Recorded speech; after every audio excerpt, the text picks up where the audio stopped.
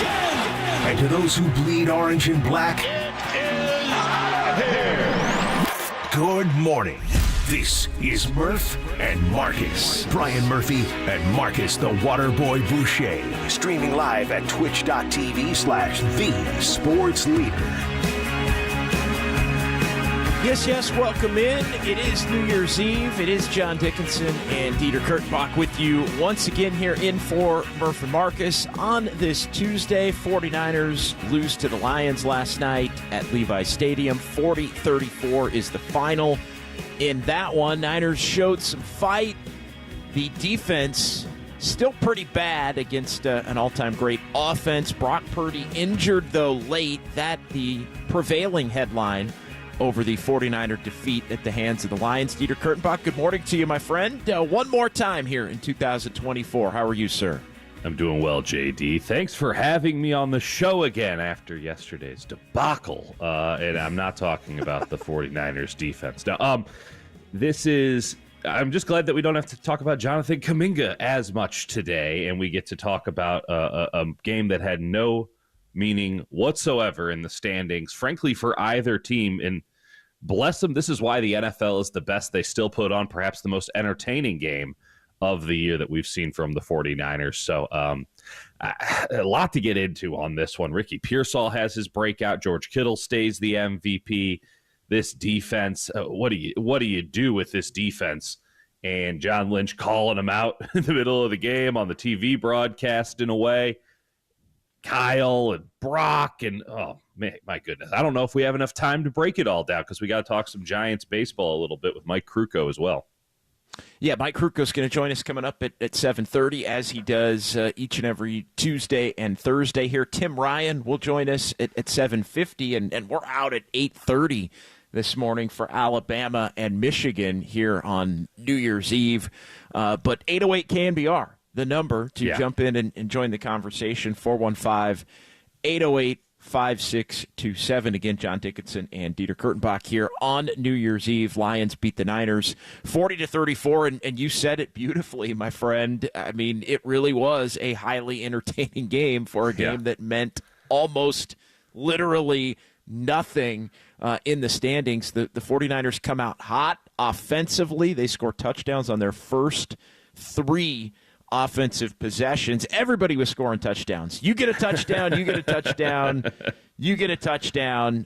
It was 5 straight possessions both ways, with the 49ers holding a 21-13 lead at that point. The Niners able to get a stop late in the half. Renardo Green with a nice play against Laporta there in the end zone with the PBU. The Niners then unable to get a score due to a penalty, and then Jake Moody is someone that we have not discussed.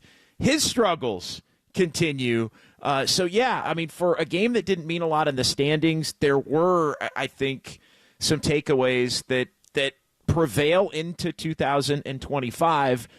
First and foremost, though, is the Brock Purdy injury, and we can get into everything that Brock Purdy did well in the first half, what happened on the 2 interceptions in the second half, but Brock Purdy's injury is, I think, the number one thing on everybody's mind here, as he injured his right elbow in the final 2 minutes of the game. Let's go ahead and hear from Brock Purdy about the elbow post-game, because I think when we played this at the end of the night on the post-game here on KNBR, it really, I mean, it was alarming initially. So let's hear Brock describing what happened in the final 2 minutes last night. No, it was in the moment, like I said, it just felt, I don't know, heavy in a sense. So tomorrow we'll have an answer. I'll leave it at that. And Brock saying his elbow was on fire. As well. Kyle Shanahan called it some nerve stuff. So, that was the clip we were looking for there. But you look up at the end of the night here, and initial tests on the UCL, that's the thing you always think of very quickly. Okay, he's going to get the MRI today. First thing you think of is the UCL, obviously, with the surgery from last calendar year in 2023, and that 6-month rehab process that basically took him right from March to opening day in Pittsburgh before Brock was eventually good to go and working his way back in. Remember at training camp last year, it was a couple of days on and 1 day off going back to the 2023 training camp. And so the one thing that you really couldn't have happen if you were the 49ers last night would be Brock Purdy or anyone of consequence sustaining an injury that would lead in deep into 2025, like put training camp in peril for 2025 come end of July, early August. So we await the MRI results later this morning, but it appears as if the Niners, you never know with them because sometimes it appears they're going to dodge something. It ends up bad. Sometimes you think it's bad. They end up dodging it. But the initial tests on the UCL being okay, I think, are at least one positive sign. Yes, I will say this. If anyone is out here doing some revisionist history today saying this is why Brock shouldn't have played, I have 4 quarters of football preceding the injury that give you every reason why he should have played. Those were incredible data points for Brock Purdy, both for the positive and the negative, going into what should be, first off, he's taking his final snap of the year. I don't care. Now you've risked it enough. He's not playing against Arizona. Congratulations to Josh Dobbs. You get a chance to go out there and get revenge over one of your 42 NFL teams that you've played for. So congratulations to Josh Dobbs, who looked, hey, there was something there late in the game. I don't think he's going to get a starting job anywhere in the league, but maybe he can hold on to a backup spot with the 49ers or another team with a performance in Week 18, a game that neither team has any interest in winning, and it doesn't really matter if the 49ers lose. I think they're pretty locked in with their draft spot at this juncture. But for Brock, 377 yards, making that offense purr early and against man-to-man coverage, something that the 49ers have not done all season long. A credit to him, a credit to Kyle Shanahan. When I've been watching the film of these games in recent weeks, Ricky Pearsall has been wide open all the time. And I'm actually a bit angry it took the 49ers this long to realize maybe we should throw it to the open guy when we're going up against man-to-man defense. They finally prioritized Ricky Pearsall against the Lions, and that worked out wonderfully. Brock Purdy looked incredible. He was operating at a level that I don't think he's operated at all season, and I include the Bears game, which was a fantastic performance by him against a defense that did not prepare for a contest. He looked great. And then the going got tough, and it was a shootout. And you're going up against a Lions offense that just did whatever they wanted. That was a masterclass from Ben Johnson, their offensive coordinator, and a disaster class from Nick Sorensen, the 49ers defensive coordinator. So you're in a shootout, and then Brock Purdy throws not 1, not 2, but 3 interceptions to Kirby Joseph, and he's lucky that only 2 of them counted because he threw an interception to Kirby Joseph and then immediately gets it wiped off the board. On the next play, throws another interception to Kirby Joseph. And credit to Kirby Joseph, hell of a football player. There's a reason he has as many interceptions as he does this year. But you have the yin and the yang of Brock Purdy's performance. That speaks volumes when you go into a contract negotiation. And, of course, all of this is contingent on Brock Purdy not having a serious injury. I don't get the impression, and who knows what this is worth, not just on my end, but from the 49ers end, as you noted. Until the MRI tells us something, we don't really know anything. But I get the impression it's not that big of a deal. Like, it'll knock him out of Week 18, but it's not going to put 2025 into jeopardy. Did you get a different sense at all coming out of that? I mean, what was your takeaway? The initial sense is, but then I think it was, Kyle Shanahan saying it was a nerve issue. Brock saying that they did initial UCL tests that looked good is, I think, the biggest positive takeaway.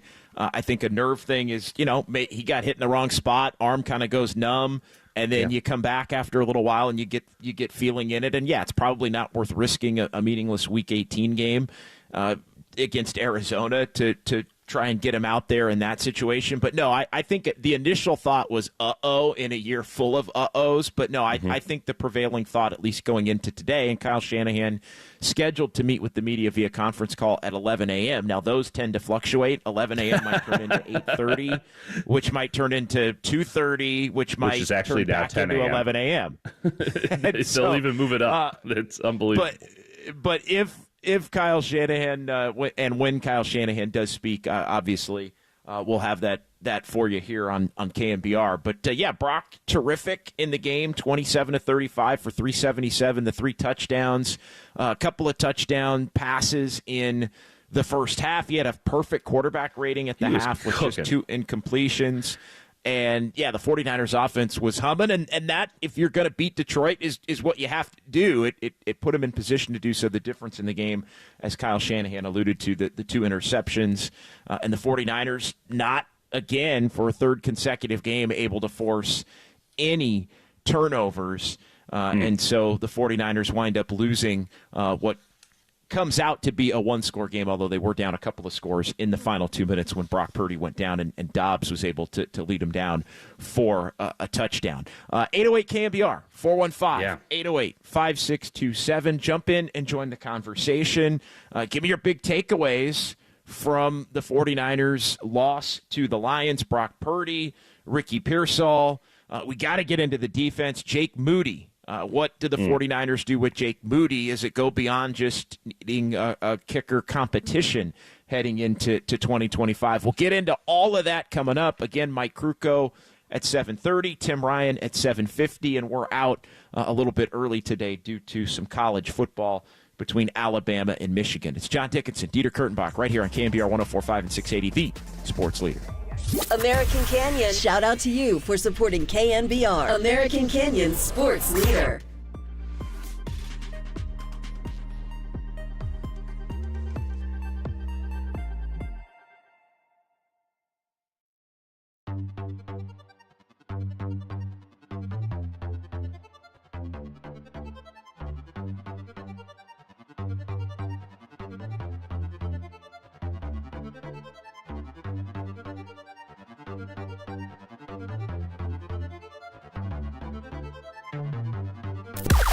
Now, from the O'Donnell Financial Group Sports Desk. Learn more at odfigroup.com. O'Donnell Financial Group, because planning is a process, not a product. Mike Krukow joins JD and Dieter at 7:30 to discuss Corbin Burns signing with the D-backs and what's next for the San Francisco Giants. You can hear that interview live on the KNBR app and KNBR.com.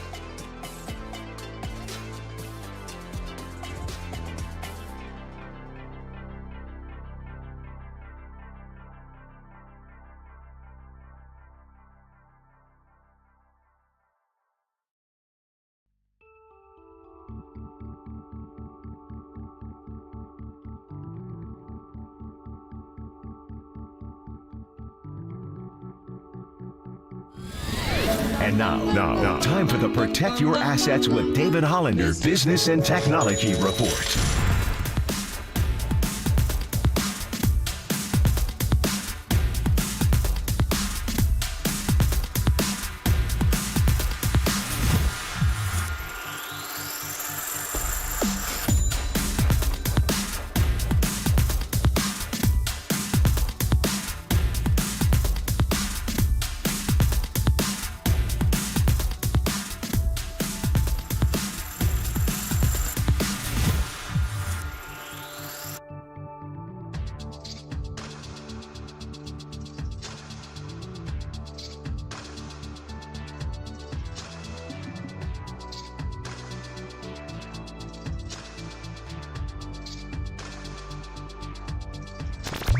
Faithful Murph and Marcus keep your morning moving. Streaming live at twitch.tv/thesportsleader. All right, welcome back. John Dickinson, Dieter Kurtenbach in for Murph and Marcus here. Happy New Year's Eve to everyone out there. 49ers show some fight, lose to the Lions 40-34. The defense, yikes. But Brock Purdy, spectacular, especially in the first half. Couple interceptions. In the second half, the 49ers continue to have a kicking problem. John Lynch, as as visibly emotional as I think we've seen John Lynch caught on camera in game at different points last night, including on the Lions' go-ahead touchdown. He was not a happy camper as Amon-Ra St. Brown was left wide open to give I felt Detroit the same lead that they would not relinquish. Yeah. Unbelievable. Unbelievable, JD. Have you ever, and listen, I'm not going to pretend as if anyone needs to think like this, anyone needs to live like this. This is a curse. It's a blessing and a curse. But I have been scouring my sleepless brain all night to remember the last time somebody ran soft zone coverage on a 4th and 3, much less a 4th and 3 where the 3 is goal to go. So when that happened and people are like, wow, John Lynch is really reaming in, I'm just glad the camera didn't catch me or didn't have a microphone on me, because the things that I said to my colleagues next to me were far worse than anything John Lynch said during that point. And I don't care who wins and loses. Who the hell runs zone, not just on 4th and 3, not just with 3 to go to the goal line, and against the Detroit Lions? What are you doing? This is the only situation in which you can feel comfortable playing it. It is unconscionable what Nick Sorensen has done. It is not entirely his fault by any stretch of the imagination that the 49ers defense is horrendous. But he has done nothing at all to help them. Ben Johnson had his way with him yesterday. I saw Ben Johnson after the game. He looked bored. He put 40 on the board against the 49ers, and he looked bored. That was how easy it was. And it has to do with the defensive tackles and D. Winters running around with no intent to hit anything, just running. It's bad a linebacker game as you'll see, and we've been blessed to see some terrible linebacker games because Kyle Shanahan is the head coach of the 49ers, and his life's mission is to make linebackers look bad. He just didn't think that his linebacker would be the one looking as bad as any linebacker I've seen in recent memory. And there's a lot of problems, don't get me wrong. But Nick Sorensen is clearly not the guy for this defense. He's doing nothing tactically to help this team. He's doing nothing aggressively, and it was easy pickings for Ben Johnson. He's calling hook and ladders. He's got all these little tricks coming out. He just had his way with Nick Sorensen in this 49ers defense. And if you're wondering what needs to change year over year, almost everything on that defense, because for Nick Bosa to have the kind of performance that he had, I thought Yetur Gross-Matos had a nice game. I thought Renardo Green had a nice game. Malik Mustafa had a nice game. There's some good players on that defense, even that's been ravaged by injuries. But for it to be so easy for the Lions and for Nick Sorensen to call a zone play on 4th and 3 with goal to go with Amon-Ra St. Brown in the slot is, full stop, a fireable offense. It's how can I trust you to make any good decisions if that's the kind of decision you make? It is his cover zero blitz against Minnesota that Steve Wilkes called last year. That's the one. It wasn't the 12 men on the field. It wasn't the fourth quarter woes. It wasn't all the other reasons that you can fire this guy, though they certainly, when you compound them all, turn into a pretty easy case to get rid of the dude. That's the one. That's the go-to. Why'd you fire Nick Sorensen? He called zone on 4th and goal with 3 yards against the Detroit Lions. Find a new gig. So, yeah, that goes into the negative takeaway bucket for sure. The 49ers defense picked apart. John Lynch losing his mind in the suite after the go-ahead touchdown by the Lions. You've got Brock Purdy, great first half. The interceptions in the second half go in the negative bucket. The Brock Purdy injury, and we'll hear more from Brock Purdy coming up here on that injury exactly and just what everything felt like in the final couple of minutes of the game as he left. And then you got Jake Moody, who continues to struggle. Now 10 of 18 Moody since Blues. coming back from the injury. He misses 2 last night. One was a 58-yarder. The 51-yarder, though, needs to be made. And then he missed a PAT on top of it. Couple of kicks don't get into the proper zone on kickoff, and then there was just an abomination of an onside kick attempt to boot. Really rough night. Other than that, how is the game? For Jake Moody. And, yeah, there clearly is going to be – I don't think the 49ers are going to outright cut Jake Moody or look to move on from him, but they're going to have another kicker in training camp next year and with the team throughout the course of the offseason that's going to be a heavy and legitimate competition, because there's no way Kyle Shanahan wants to mess with, on top of everything else that the 49ers have to fix, defense first and foremost, that you want to have a lingering kicking issue hampering things heading into 2025. It's among the worst kicking games I've ever seen. I mean, it was a comedy of errors. Why Kyle had him kick from 58 is ridiculous. It was almost a can't get any worse, right? If he makes it, he'll gain some confidence, and maybe that will be something to sort of salvage the game for him. But how could you possibly have any confidence at that point? Yeah, I don't even fault him for that one. But I mean, the PAT, the 51-yarder is one that needs to be made, and it's just like I said, 10 of 18. He had missed one kick pre-injury, so how much of it is coming back from the injury? How much is it that it's in his own head? All of those things are going to be dissected in the offseason. Would have loved to have talked to him after the game, but alas, he got out of Dodge. He was around. He was around, though. You caught him. I missed him. Now, maybe I'm just not on the same level. Can't see the kicker, but I missed him, and good on him if he did talk. Apologies for impugning his character even for a slight second there. But I'll say this. I don't think that, 7 points off the board, because a 58-yard field goal is by no stretch a gimme. But let's just take into account the sunk cost fallacy here. Right, let's do a little economics this morning, and let's talk about sunk costs. They use pick 99 on this guy, and we don't talk. Whenever we've done a show together, JD, I don't think we've decided to talk about it all that much, because it's the kicker, and I felt bad for the kid.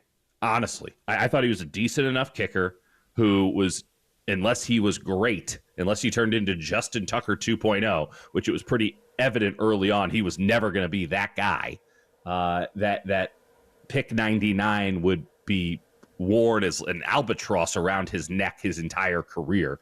And he was kind of given he was just given a deficit before he even started with the fan base. So I never really wanted to go in on the guy, because it's not his fault that the 49ers took him, right? Like, it's not like he was saying, if I don't get picked at 99, I'm not coming. He didn't go full Eli Manning on the 49ers in the third round and demand to be taken there. So it's not his fault. And yet the performances certainly have never lived up to 90. They haven't even come close to 99. You think about the kicker on the other side of the field yesterday. The guy was kicking in the UFL last year for the Michigan Panthers, and he's one of the better kickers in the NFL. And he's working through an injury, and yeah, he didn't have his best game, but looked a lot better than Jake Moody. Not that that's a hard thing to do. You think about Brandon Aubrey, just a guy that they found, unquestionably the best kicker in football these days. This is not even, what was the kid, Matthew Wright they brought in? He looked better than Jake Moody looked this year. That he, of course, gets injured because special teams in the 49ers, what could possibly go right? But he's looked fantastic. Like, the fact is that Jake Moody, pick number 99 in the draft, has looked no better, and in fact, many cases worse, than guys that were picked up off the street. So the idea that the 49ers are going to have a kicking competition, I get it. Absolutely. They have to have a kicking competition at the very least. I don't see the value in dragging this thing out any further. You let them kick against Arizona because I'm sure the last thing in the world Kyle Shanahan wants to think about is bringing in a new kicker for one game that means nothing.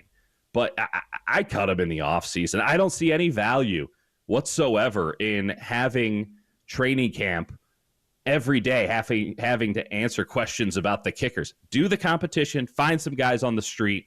You wish the best for Jake Moody. Surely he'll get another job somewhere else and probably 7 more after that, because that's the way life is for a kicker in the NFL. But you got to get back into the cycle. It has not worked. And the idea, he's been bad since his injury, then don't play him.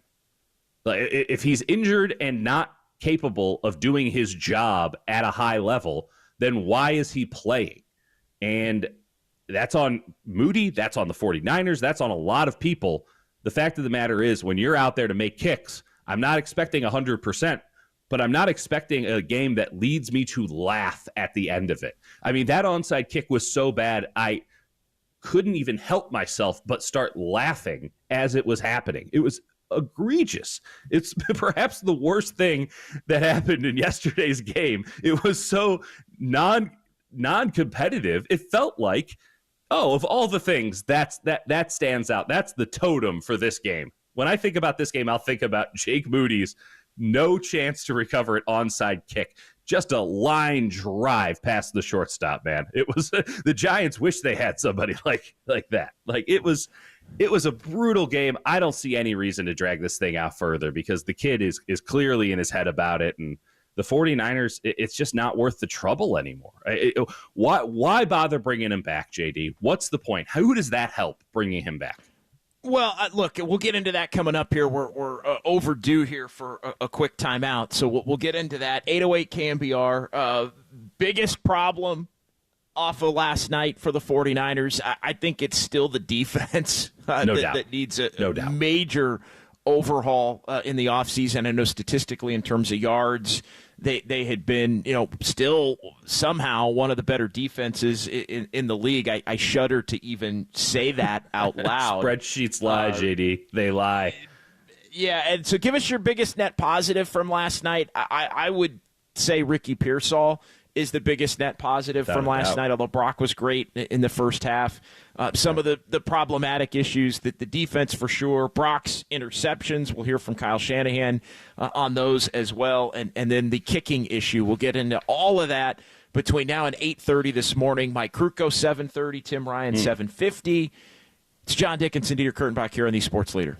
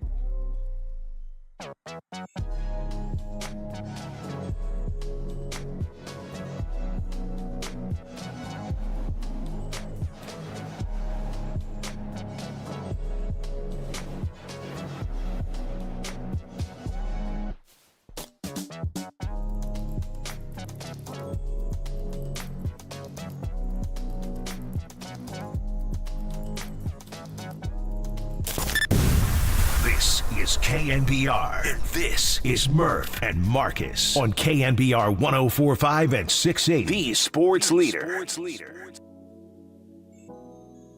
All right, welcome back. John Dickinson, Dieter Kurtenbach. We're with you until 8:30 here. 808 KNBR. We want to hear from you. Golden State Lumber and Building Materials text line is open. The phone lines are open.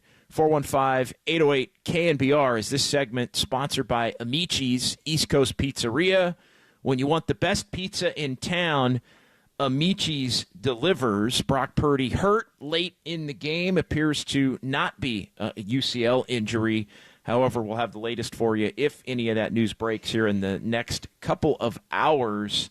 Brock Purdy and his future, obviously, and health paramount as the 49ers lose to the Lions 40-34, the final in a game where he played excellent football in the first half, couple of picks in the second half as well. I want to go back, and so we're going to hear from, coming up, I think in the next segment, we're going to hear from Brock on his arm. We're going to hear from Kyle Shanahan on the interceptions. We're also going to hear from Kyle Shanahan on Jake Moody and the struggles there as well. You asked me before the break about Jake Moody, Dieter, and to me, you've invested enough to where you don't want this necessarily to be a situation where, hey, you cut him and then he goes on to be Daniel Carlson with the Raiders after. No, like, who cares, though? Like, the fan base is not in a position to forgive. I don't understand why. Since when do you care about that? No. But like, it matters for the guy. Like, that matters for Jake Moody. You have to read the room here just a bit when it comes to a position that's as temperamental as kicker. Here's the thing. I hear that. I think because of the circumstances of where the 49ers are at right now, he obviously doesn't need to be cut next week. You can use next week as a get-right game because it is a game that doesn't matter for anything in the standings. And I think because now you're at the end of the season, you can carry him into the offseason, but he's on the brink.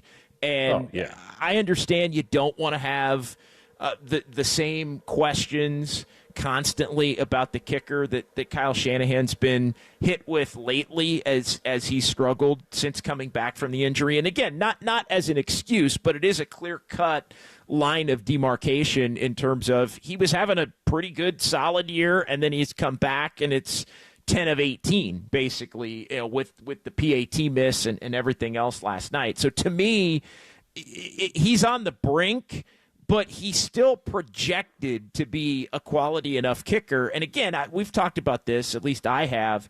He does have the thing that no fan really wants, where you really worry about him, and the moment in which you really worry about him, he goes on a real nice run, making some big-time important kicks in the freaking Super Bowl and in playoffs. He's got some Kuminga in him. And so, he will perform at a level that makes you think, okay, he's got it. This is the guy that you did spend the conditional third-round pick on. And then right when you feel comfortable that he's the guy, he shows you that he's got a 38 to 41-yard miss in him in a big moment, and it makes you, and it just makes you skittish if you're a 49er fan every time he comes out there. And so that's the thing that I think, Kyle Shanahan has to manage, not necessarily because of the fan base, but because that sentiment seeps into a locker room. And I think you saw it with the three misses in Tampa and Deebo Samuel getting into it and Tabor Pepper having to kind of keep the things separated at that point. And then Moody then locks in and hits the game winner even in that game to help beat Tampa, and the 49ers obviously have just the one win since. So I think it's more bring in the competition, see how the preseason goes, really put him on notice where it's you get off to a slow start next year, you're gone. And or if you have a bad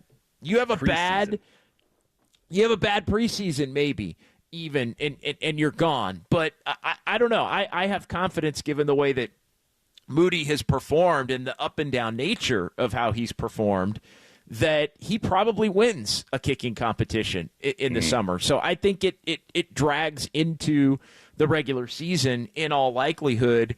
And I just don't think you want to risk a guy that you spent that kind of pick on going on to be, oh yeah, he signed with Jacksonville and is, there for the next 10 years and is one of the best kickers in the game. And then it looks like, well, you got it right. He just didn't do it for you, which means you obviously didn't get it right. You got it wrong.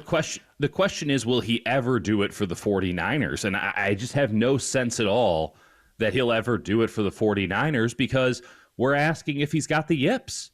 We're asking if he's mentally capable of doing the job. I think there are plenty of questions to be asked about the physical ability to do the job, perhaps directly tied to the injury.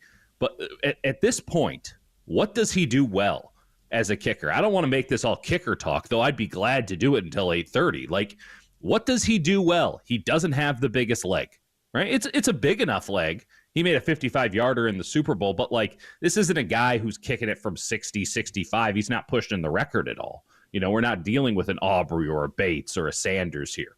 So he does that. He's not certainly somebody who is automatic from inside 50, right? You're not getting, forgive me, who was the kicker who was here forever? We're short on sleep. Robbie Gould. Robbie Gould. He's not Robbie Gould, where you go, oh, well, at least he's automatic from 45 in. It was more like 40 in, just automatic. No questions asked. And Kyle could bank on the 3 points. Well, here's the issue that I have. I'm looking at the numbers right now. He's 23 for 32 on the season. He is 14 for 14 between 20 and 39 yards. He's the 50 plus 3 for 8, which is not good. I can live with that. What I cannot live with is the 6 of 10 between 40 and 49. Those are the ones that are must makes, and there have been too many misses, and a lot of those are short 40s that he pushes right or he hooks left. Right. We've seen both ends of the spectrum on that, and those are the ones that have to be made. If he misses some 55 to 58 yarders, I'm okay with that. If he misses a 53 yarder in some less than ideal conditions, I think that's acceptable as well. His long for his career, 57, 53 this season, but it's the inaccuracy from 40 to 49. 10 of 16 for his career and 6 of 10 this season that you can't have. It's no way to live. And let's talk about 55. That's his percentage since he's come back. We're not talking about his long or anything. He's made 55% of his kicks since he came back from his injury. So clearly there's still something going on there. And again, it might be between the ears as well. But because of the disposable nature of kickers in the NFL, save for an elite few, it feels to me like if this was a bullpen arm on the Giants and he was a hot prospect, a guy that everyone was excited to call up, maybe there was a bit of questions on why the Giants like him so much, but this is the guy. This is somebody that they're going to come in and they're going to help. It's going to help close out games, right? He's going to be the 7th or the 8th or the 9th inning guy, and he was blowing saves at a nearly 50% clip. I'm not sure that you would just say, oh, we'll figure it out next year. No, I think you move on and you say, oh, if he has success somewhere else, that's fine. But it's about can he have success here? And at a certain point, failure begets failure because you're wearing the same uniform, you're in the same ballpark, you're in front of the same fans, and now there's a negative connotation to all of that. And if a lot of this is between the ears, I don't know how he gets right. I don't know how he ever makes it up. I don't know how he can go on such a run that we never think about this again, because he's just not an elite talent at kicker, which is what pick 99 would give you the impression of, but it's never actually been the case. He was just the best kicker in a draft where the 49ers needed to get a kicker, and so they took him in the 3rd round. And he's one of the worst kickers in the NFL right now. You move on. You get rid of a question for Kyle Shanahan at the press conference. It really doesn't have to be more complicated than that. And you're right. Oh, he might go somewhere else and succeed. The next guy has to come in and perform, though. The next guy has to come in and perform, though, also. Not a high bar.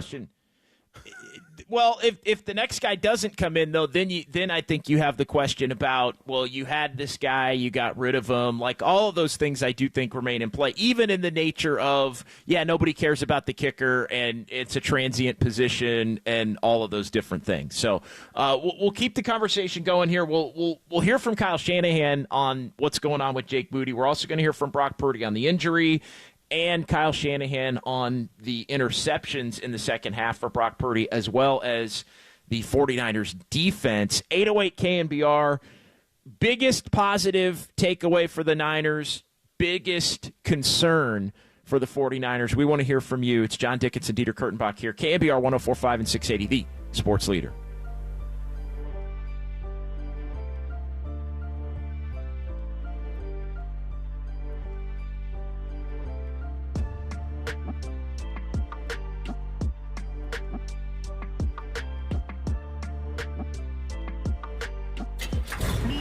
From the Chilton Auto Body Traffic Desk.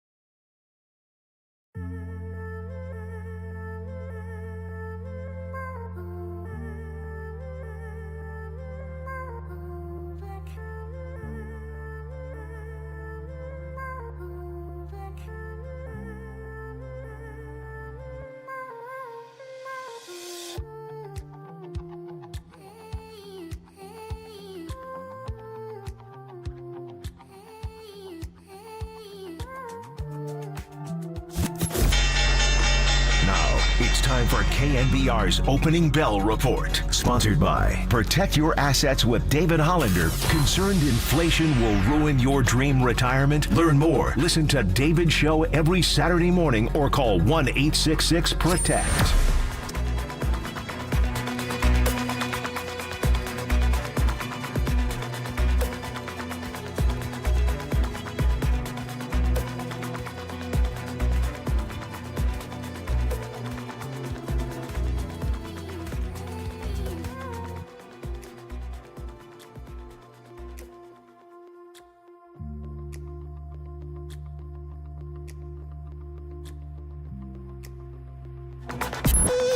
Now, back to Murph and Marcus on the Sports Leader and streaming live on KNBR.com and the KNBR app. All right, welcome back. John Dickinson, Dieter Kurtenbach here. 808 KNBR, 415-808-5627. Happy New Year's Eve, everybody. 49ers lose to the Lions, 40-34. They were competitive, showed some fight. Brock Purdy injured late. We await the MRI results on Purdy. We'll hear from Brock momentarily. Great first half, couple of picks in the second half. Breakout game for Ricky Pearsall on the positive side of things for the 49ers. And then the kicker issue, which we spent the better part of the last segment discussing. We will also hear Dieter from Kyle Shanahan on Jake Moody and just where things stand with a week to go here in the season. Let's get to Ricky Pearsall briefly. Yeah, let's do it. And you mentioned in the first segment how open he had been in your review of the film here these last couple of weeks. One thing that you could tangibly say coming into these last two games with the 49ers mathematically eliminated, and really even the Dolphins game, obviously they were mathematically eliminated at the beginning of that game. But these last two, if there was one player, I think, on the offense that you could cherry pick to get going as it leads to 2025, it would be Ricky Pearsall, because he taken a goose egg in a couple of these games. And where's Ricky Pearsall? Is this a potentially problematic first round pick for Kyle Shanahan again? I mean, the game that Ricky Pearsall had last night, I think it really wipes a lot of that away with the 8 catches and 141 yards and a touchdown. He was awesome. Right, that was some, not just the numbers, right? Because none of those were cheapies. You think about 240-yard shots. You think about that one-handed catch on the sidelines. You think about going over the middle contested. He was doing everything. He had a whip route that got me out of my chair in that game.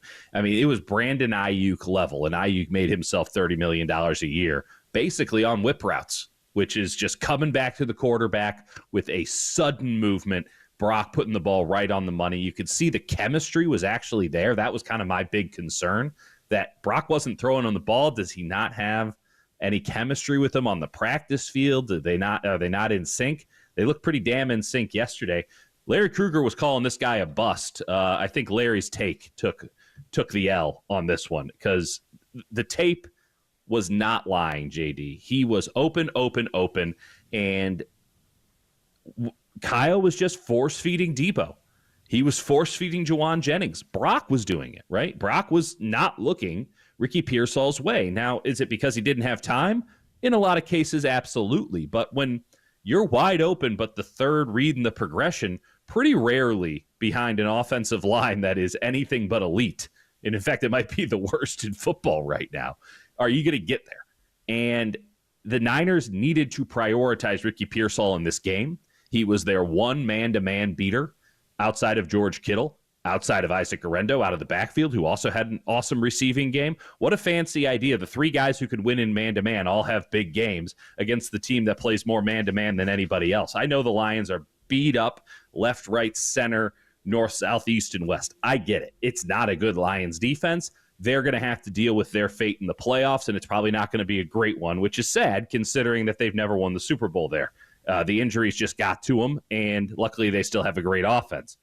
But Pearsall showed that he's not just somebody that you can expect good things from. He might be the focal point of this offense, this passing offense next year, because we don't know when Brandon Ayuk's coming back or what he's going to look like when he comes back. We don't know if Deebo Samuel's going to be on this team when he comes back. And I think we definitely know that Juwan Jennings, as wonderful as a player as he is not the focal point or the X receiver in a Kyle Shanahan offense.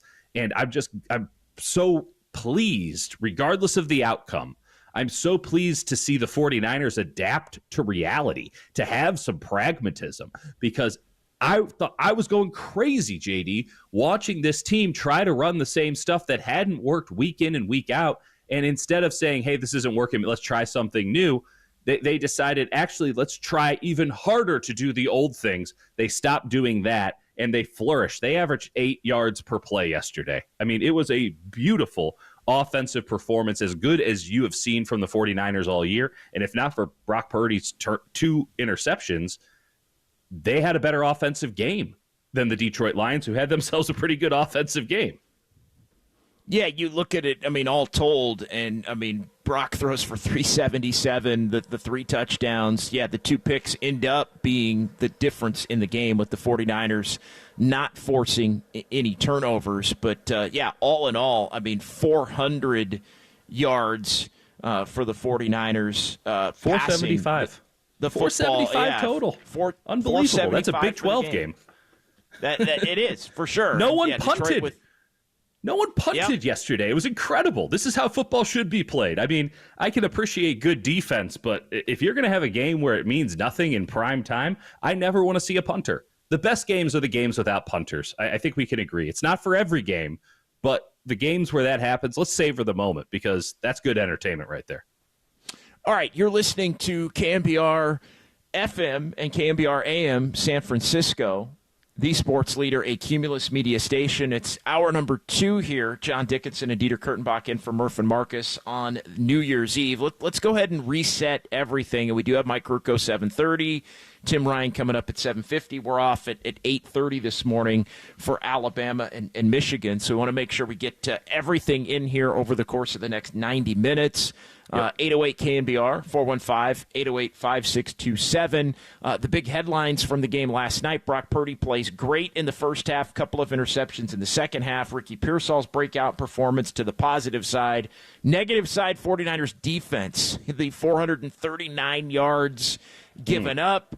The goal line defense, which had John Lynch frustrated visibly in the booth last night. And then the Brock Purdy injury. So let's run through a couple of clips here at the beginning of the hour and begin with Brock Purdy as he discussed what was going on with his injury and what it felt like as he left the game with 1:36 to go. On that sack, I got hit on the backside, and, yeah, basically just my arm was on fire kind of thing. So I tried throwing a couple on the sideline, and I couldn't at that point. So, yeah, it has nothing to do with tapping out of a game or anything like that. I love my teammates, and I'll go to the very end for them and this fan base and everybody. So that's what hurts me, is like I couldn't finish the game. But again, we'll see tomorrow. Yeah, and the MRI coming today now, as tomorrow turns into today. Dobbs came into the game, and that was the Brian Branch sack, 1:36 to go. And, yeah, alarming initially when you hear him say elbow was on fire. That was the concern immediately. And Kyle Shanahan saying he thought it was some nerve stuff. But then, the UCL, it sounds like initial tests on that.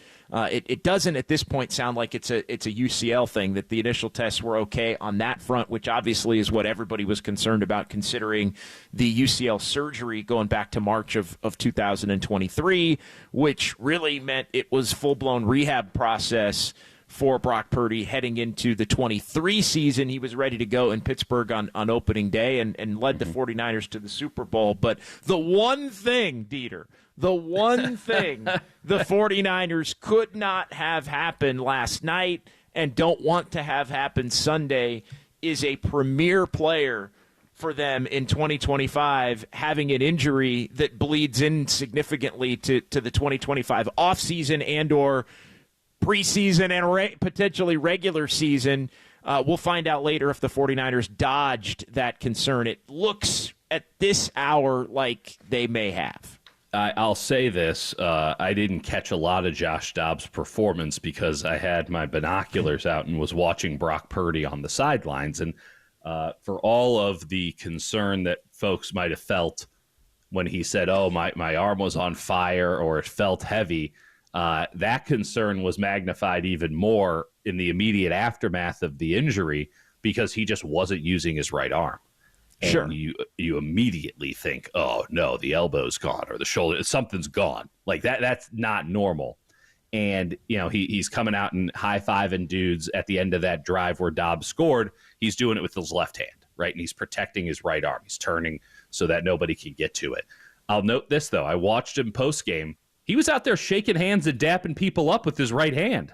So it feels like kind of a temporary thing. Like it can't be that serious of an injury if the thing that he was so tender about and protecting, and understandably so, I'm not in any way impugning the guy's toughness. He's tough as nails. That's beyond question at this point. But if it was such a bad injury, I'm not sure he'd be doing some of the daps and some of the handshakes that I saw in the immediate aftermath postgame. So I kind of let out a sigh of relief there because you're right. That's the one thing that couldn't happen. And I'm not going to lie. We spent a good portion of the show yesterday talking about how Brock Purdy had to play. And this, of course, was the reason that he shouldn't play. And I didn't want to have to pull back. I didn't want to have to eat crow on that one. So on a personal level, I was happy to see Brock Purdy kind of get over it. And we'll find out with the MRI. Certainly they'll move around Kyle's press conference today to let us know. Of course, that's sarcasm to all those not in the know. I'm sure Kyle will have no idea what happened in the MRI, and we'll find out from an Adam Schefter tweet this afternoon because that's the way the 49ers like to do business. But a bad deal, no question about it. I do think that ultimately it's not going to be something that it impinges on next season. And let's give some credit. I don't think we've mentioned him yet, JD, and this is no knock because there's been a lot to get to. But Nick Bosa was immense yesterday. He was awesome, and he's playing with injuries. He jammed up his neck in a bad way. Looked like he got concussed on a sack. He was not just great, he was great against the best offensive line in football, arguably. He wasn't just working Dan Skipper on the left side. He was working Penei Sewell, the Lions' all-world right tackle, working him with ease. And to do that while dealing with both obliques and a hip and everything he had going on, and there were a lot of times where he'd get up and you'd be like, oop, that might be the last snap for Nick Bosa. And then he was back out there a couple plays later, getting it done again. You got to commend guys like him and Warner, who I don't think had a good game, but is a warrior for being out there and certainly was needed given the linebacker situation for the 49ers. Like, it's week 17. Everyone's got something. And that's a culture builder. Even in a loss, having injured players, your top players out there performing. The thing that was most interesting off of Purdy's press conference, beyond my arm was on fire and it felt heavy, which is certainly interesting, was him saying it wasn't me tapping out. I'm paraphrasing, but it wasn't me tapping out late in the game. I'd go to the end for my teammates. Don't forget the Anthony Richardson saga this year in Indianapolis, where he just taps out because he's tired on third down. He just decides, actually, I don't want to play anymore. That stuff matters. And there are a lot of people, I got some connections with the Colts. There are a lot of people around Indianapolis who think that was the beginning of the end, not just for the Colts this season, but for the Colts regime overall, and Shane Steichen and Chris Ballard and even Richardson, that there's no coming back from tapping out the way that he tapped out. Right. If Brock Purdy hadn't have played in this game, it's not the exact same because you're not in it, right? And it's certainly not a Devondre Campbell situation where you just say, I don't want to play, even though I'm in uniform. But it wouldn't have been a good look, right? I do think that has to be taken into account. This idea that all these games are meaningless, not to Ricky Pearsall, not to Isaac Orendo, not to whomever the hell was on the offensive line last night, not to some of these defenders, even though they probably wish it meant nothing. These guys are playing for their jobs, their careers, their livelihoods. They got to beat the bust allegations from Larry Krueger, right? They got to go out there and perform. And the leader of your team, whether he's paid or not, is Brock Purdy. The leader of your defense is Fred Warner and Nick Bosa. And for them to be out there and performing when they had all of them had a good excuse as to why not. Brock, because, I'm about to get paid. I don't want to get injured. I'm going to opt out like it's a meaningless bowl game. Or for Bosa or Warner because they're injured. For those three guys to be out there and to perform in the case of Bosa and Purdy yesterday, and no knock on Fred, but he wasn't very good, and it hasn't been for a minute. For those guys to go out there and perform, that speaks to the culture. And on a season like this, to still have that culture intact, that speaks volumes to Kyle Shanahan's leadership, and it gives me some hope for next year. Not just because some of the young guys performed, not just because I believe that this regime has the ability to correct what's wrong going into 2025, not just because I believe in Brock Purdy, but because the culture didn't crumble under an immense amount of stress this season. And you have guys like Brock Purdy saying, I never even considered not going out on the field because that's not what a professional football player does. And so I get the downside of it. I really do, JD. I understand the risk, and we're all hoping, just for this, just because we're decent people, I'd hope, we're all hoping that Brock Purdy isn't seriously injured here and that this doesn't carry, and I don't think it will be. But this is still professional football. There's inherent risks involved in every single snap, and I think it speaks volumes to the 49ers program that their key players were out there on the field in a game that technically meant nothing, and that in the case of two of them performed at a very high level. It was a good culture game for the 49ers. No, there's no question about it. Whether you take the some of the things that are clear that still need to be fixed, the kicker issue needs to be addressed, whether Moody's back or not. The defense needs to be addressed in terms of personnel and potentially coordinator here in this coming off season. They need, I think, a spruce up really at all three levels. I think of the defense. But regardless, Purdy throws the interceptions in the second half after excellent play in the first half. Like, all of those things are part of the equation. But yes, the fight that they showed, the ability to unlock Ricky Pearsall finally after he had some games that were starting to make you wonder, especially if you kind of box score scout the whole thing. Totally. So I all of those things, there's some net positives, there's some concerns, but showing up and showing out the way that they did and making that a competitive game against a team in the Lions that came out and went for it. I mean, they didn't really have to go as hard for that game as they needed to get to 14-2, and it sets up the showdown between the Vikings and the Lions for the 1 seed at Ford Field next Sunday night, with both of those teams coming in at 14-2. One's going to be the 1 seed, and one is going to be the 5 seed in the top wildcard spot in the NFC playoffs. So, that is what is left ahead for Detroit. But the Niners they went toe-to-toe with them. They made it hard on them. And I think it was a commendable performance, and it validated, as long as Brock doesn't have a significant injury, it validated the decision to have your premium guys out there at least for one more week. We talked about it yesterday, the fact that that's still an ABC, ESPN, nationally televised game against the team that's basically been the best team in football all season long in the Lions. Sorry, Chiefs. But it so you don't want to get embarrassed in that. You don't want to get embarrassed at home in that kind of a game. So for the 49ers to not do that, and not only not do that, but be competitive and have a chance to win it, if not for a couple of turnovers, I do think is something that does leave a little bit of a better taste in everybody's mouth heading towards 2025. All right, let's go ahead and let's pause here. He's Dieter Kurtenbach. I'm John Dickinson. We'll get our cooler of content in next. We got a couple more clips I want to get to from Kyle Shanahan following the 49er loss to the Lions. And then we got Mike Krukow at 7:30, Tim Ryan to break it all down at 7:50. And we are out here on New Year's Eve at 8:30. So more straight ahead right here on KNBR 104.5 and 680, the sports leader. Milpitas, shout out to you for supporting KNBR. Milpitas' sports leader.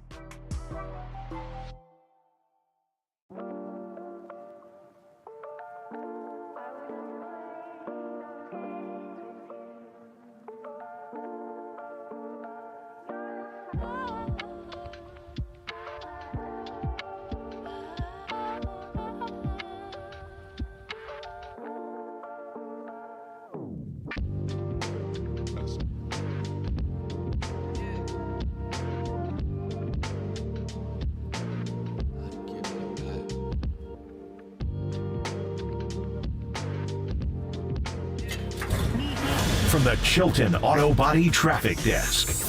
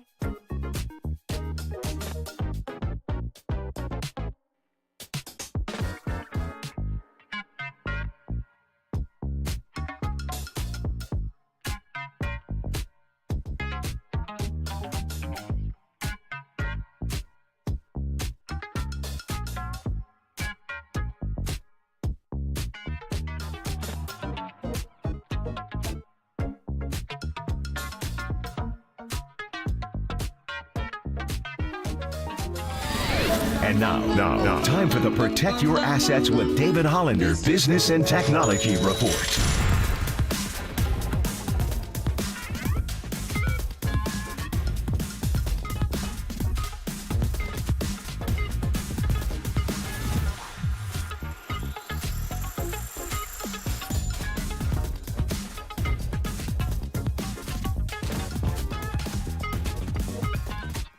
Murph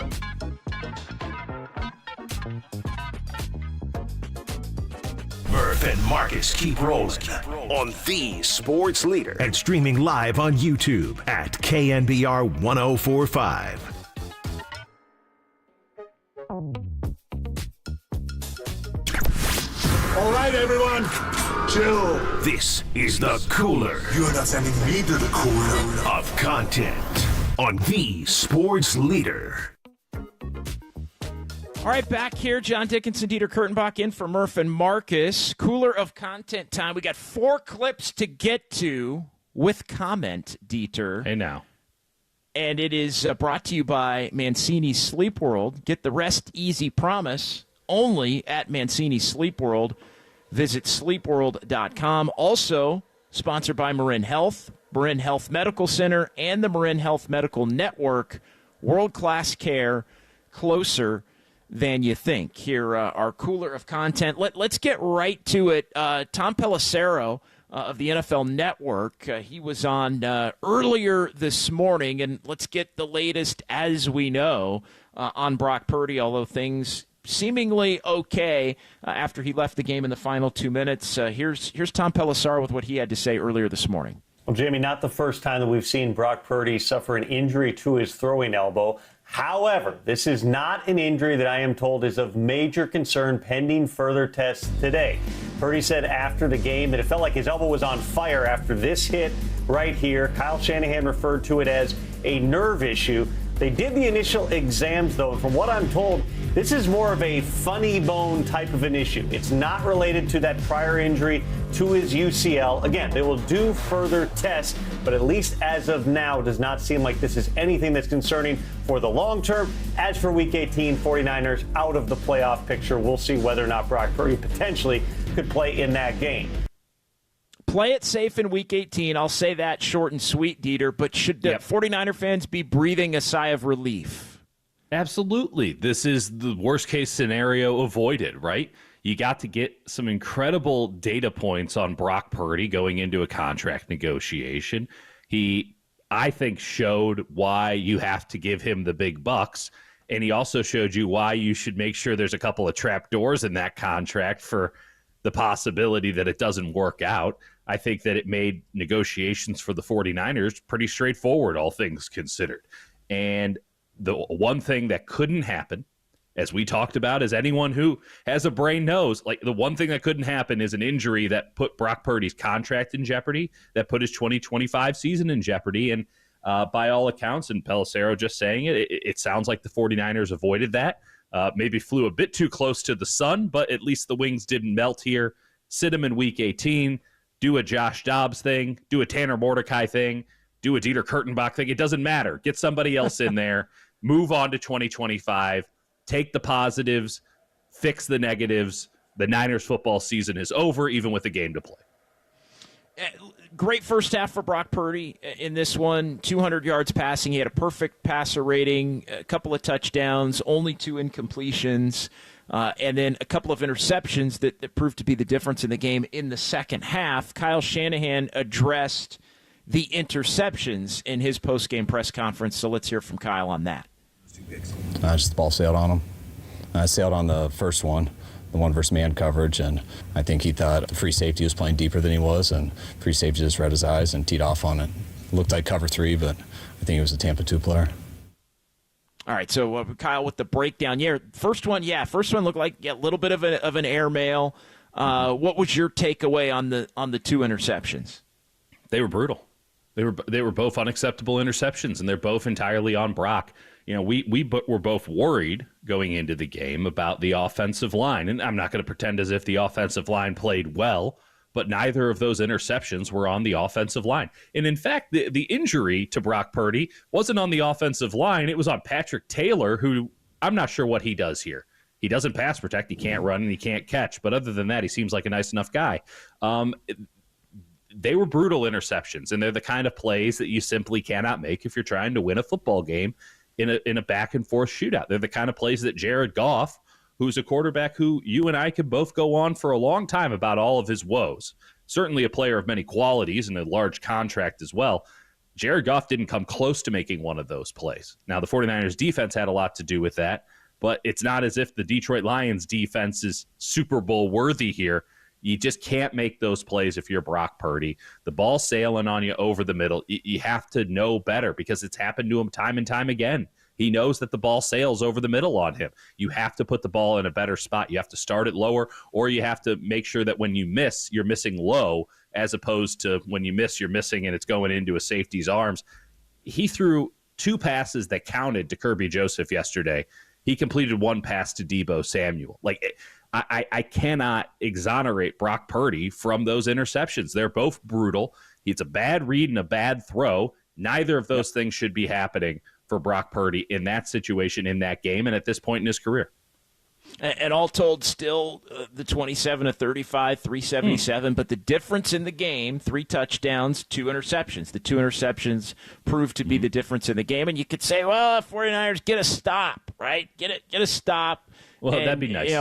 At any point, and maybe it's not the difference in the game. I think you can have one or the other. I think, in a perfect world, if it's 1 interception, it's all right, maybe an airmail one. To me, the second one is the one that really can't happen because Kirby Joseph read it. I mean, he broke, seeing that from upstairs, he broke, the ball was barely out of Brock Purdy's hands, and Kirby Joseph was all over it. So that's the one, obviously, of the 2.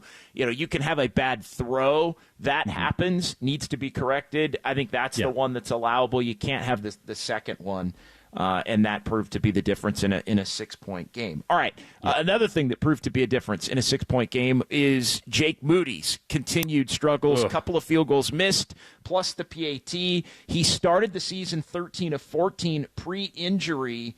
Since returning, 10 of 18. He's 23 of 32 on the season. Let's hear from Kyle Shanahan on the kicker issues and Jake Moody. We already are. We're evaluating all positions. Early in the week I was saying some of the things that he's gone through this year, which, are facts, just him coming back from that injury and everything. And today wasn't a great day by no means. He missing the 51-yard field goal, the 58-yard field goal. That's, just a gotta-have-it situation. And, not going to be too hard on him for that far of a kick, but I know he's capable of making that, and it looked like he got the distance. I think he just missed it, but obviously that extra point, I don't know how the snap and the hold were. We'll look at that when we see the tape, but got to make that extra point. Yeah, got to make the extra point. And again, I think the 51-yarder needs to be a make as well. Absolutely. Kyle did defend Jake Moody earlier in the week in the lead up to this game last night. Where are you at now with just where Kyle is at, given those post-game comments? Already evaluating, Dieter. Already evaluating. JD, I used to do a lot of college football back in the day, and the worst thing that could happen to a head coach who was on the hot seat or embattled at the very least was the athletic director coming out and giving a vote of confidence, coming out and saying, he's still our guy. We still believe in him. If you have to make such statements, it's over. It's done. It's like the Warriors and their players-only meeting. Let me know the last time a players-only meeting sorted out a team's issues. There's a reason you have a coach, gentlemen. Kyle Shanahan last week, let's take the sum of it all. He misses a 41-yard field goal last week against Miami. That was a major reason why they lost that game. He is helping them lose. When was the last time he helped them win? Even think back to, he hit a game-winning field goal. After he missed 2 field goals before that, he's not a good field goals before that. 3. He's not a good field goal kicker. And that's his job. It'd be one thing if he was putting it through the back of the end zone on every kickoff. At least you could see some value there. He's barely getting it inside the 10 last night. It'd be one thing if he was still perfect on extra points, but he's not. It'd be one thing if he could do some cool stuff on an onside kick that gives you a competitive advantage. Clearly, that's not the case. What is it that he does, JD? What is it that he does that is markedly better than someone that you could go sign off the street? What is it that he does better that's better than Matthew Wright, who's been on 3 different teams this year, including the 49ers? Because I can't point to anything. He's not a special player. And yet he's being treated like he's a superstar. Well, he's been treated, I think, by somebody that they spent a third-round pick on. Cost and fallacy. Yeah. again, there's definitely going to be a competition at minimum. The issue for me, and I said this earlier, I'll reiterate briefly, and we got one more clip to play. The 6 of 10 from 40 to 49. That's what can't happen. Last night was the first PAT missed. Leads you to think maybe this whole thing's in his head. But in his career, he's 10 of 16 from 40 to 49 yards. I can live with even the 5 of 11 from 50. I think you want better than that from him because, as Kyle Shanahan said, he's capable of that. But, the 10 of 16, 40 to 49 is where the big issue is. Big positive. Real quick. Do you think that they're keeping him around just as a point of deflection? Like, actually, let's talk about our crappy kicker all the time so that we don't have to get into Nick Sorensen. I mean, not at all. That'd be some Machiavellian stuff right there. I won't put it past him. I don't think it's the case, but, like, not a bad play if it was. No, I don't think that's the case. I don't think that's what's going on. Let's get one more here from from Brock Purdy. Ricky Pearsall, biggest bright spot last night, Ricky Pearsall. 8 catches, 141, 10 targets. He was open. Brock found him. Translates well to 2025. Here's Brock on Ricky Pearsall. No, I mean, more than anything, dude, like, Ricky knows who he is and, his purpose in life. Like, you could see it, like, in the locker room and stuff. Yes, he's a rookie, but he's very mature, and I just love his attitude. After games, he'll text me and just talk about routes and stuff. Like, he's hungry, and which I love, and he tells me time and time again, like, if I miss something or if he could have done something better, like, he'll text me and just be like, dude, I want the best for you and for us moving forward. So, like, Ricky's on the same page as us, man. As a quarterback, that's all you could ask for. And so he's had a great attitude all year. Obviously, it's a long year as a rookie, and you go through so much, and that dude has been through more than anybody. So for him to come out tonight and just compete and stay consistent with his routine all year long, then you see it. And he showed it tonight, so really happy for him. Yeah, again, biggest bright spot of the night, I think by far, Ricky Pearsall looking like a dude against the Lions. It was a bit of pragmatism from Kyle Shanahan and Brock Purdy to give the ball to the player who has been consistently open on film over the last 4 or 5 weeks. And this is your reward. You have a monster game and arguably your best passing game of the season with Ricky Pearsall being the main man. And it's incredibly encouraging for 2025 because I thought Isaac Guerrero had a pretty damn good game. They couldn't run the ball. I thought that had more to do with the offensive line than it did Guerrero, and he could catch it out of the backfield, man. That kid's got some sweet mitts for a little bowling ball dude. He's something. And I really, you get excited now. Christian McCaffrey's coming back, but now you have a really good number 2 who you can keep the same game plan in. He's never going to be Christian McCaffrey, but you can at least run a lot of the same stuff. You don't have to change your offense the way they did with Jordan Mason or Patrick Taylor or whoever else was in there. So now there's that to be excited about. Ricky Pearsall and Brandon Ayuk, if Brandon Ayuk can come back and be the old Brandon Ayuk, now man-to-man, that doesn't seem like a problem at all. You got 2 big-time man-to-man beaters. You got George Kittle, who's still at the top of his game, an incredible performance last night, as per usual. You make some changes on the offensive line. You figure out what you want to do with Deebo Samuel. Maybe he's just a really expensive kick returner and gadget player. You could do worse. You're not saving that much money by cutting him. Or maybe you do and you bring in somebody else. That's for the 49ers to decide. And then you get younger and more athletic and better coordinated on defense. You look at the schedule this team has next year, there's a lot of reasons to be bullish about the 49ers. With Brock Purdy at quarterback, Ricky Pearsall at wide receiver. We saw some stuff last night that should translate into 25 and should translate in a positive way into 25. We could talk about the defense next.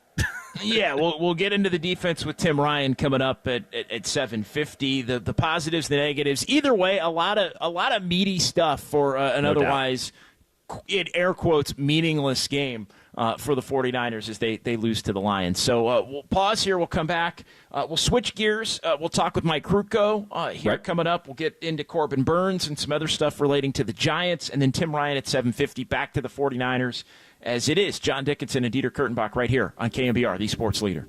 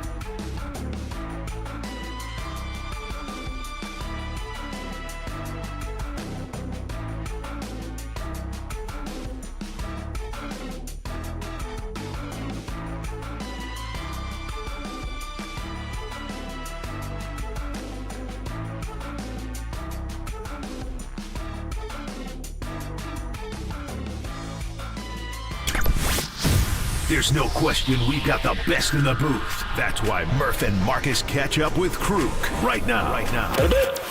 On KNBR 104.5 FM and 680 AM. All right, back here with John Dickinson and Dieter Kurtenbach in for Murph and Marcus on this Tuesday. Happy New Year's Eve, everybody. Time now to be joined by Mike Krukow, sponsored by Northern California Honda Dealers. See your NorCal Honda dealer now for sedan fine savings on every model. Kruk, what's going on, buddy? How you doing? Get my hat on, ready to go. I'm on the front porch. I'm in the starting blocks, and I'm ready to head down to downtown Reno and celebrate New Year's Eve. Beautiful thing. What's going on in Reno on a New Year's Eve, man? It feels like a vibe. Reno is fun, and it's just it's not a lot of moving around. I mean, the best part about it is pretty much located downtown, and fireworks, and just you go from casino to restaurant. It's just fun. I mean, people they move around, and it's really a social New Year's Eve. Very cool. And it's going to be cold tonight. So those who are thinking about coming up here, I would suggest make sure you wrap up, because it will be cool. But it's got a good vibe to it. And then the fireworks display is one of the best. It's just great. They take it serious and they have fun with it, and it's a great time. No, that's great. I everybody kind of does New Year's different, right? Some people go all out. Some people like to keep a low profile. But it sounds like you like to get out and feel it a little bit, huh? Well, I mean, I did, but now that I'm sort of restricted to a chair, it's a little bit. It's hard to get my chair in the middle of the fun down there. But so you're talking about years past. This year, we're going to watch it in like 9 different countries and probably fall asleep at 10. Okay, that's my style. That makes sense. Let's Corbin Burnes. Let's start there as far as the baseball conversation. Diamondbacks get him. Kind of a surprise there. 6 years, $210 million contract with opt-outs, and it's all going to be formally finalized here in the next couple of days. Just your initial reaction. I mean, he was a guy that name linked to the Giants in a big-time way. I think the fans were getting excited at the prospect of maybe him coming to San Francisco. But then he ends up not only not signing with the Giants, but division rival. I mean, that's an extra little bit of a gut punch, isn't it? Yeah, I would like to see him in a Giants uniform. I've always liked the guy, and he's got a Bay Area tie. And I think all those things sort of led us to believe that his preference was to be in a Giants uniform. And then, none of us really know what his motivations were. We never even heard that the Diamondbacks were in the conversation. Right. So I was a bit surprised that he was going there. But, I mean, he's got a home there, and, that's the beautiful thing about being in the Diamondback organization. As a player, a lot of guys live in Arizona. That's their home base. And so when you were the D-backs, I mean, you don't have to leave.